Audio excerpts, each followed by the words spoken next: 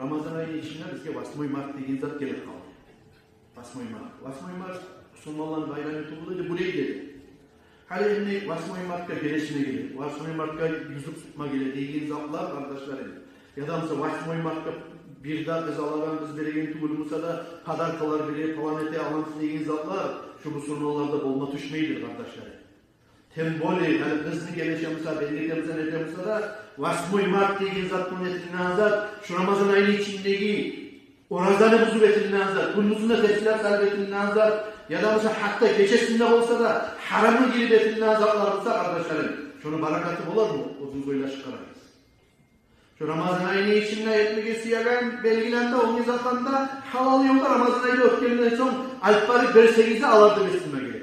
Lam asili, lam tüzü, lam yakşı kaynası Ramazan ayından son orazası bu bağlarının zamanına bayramda ulu etip, asil etip, artır etip savvalarında etseniz şol at tüzü oluyor.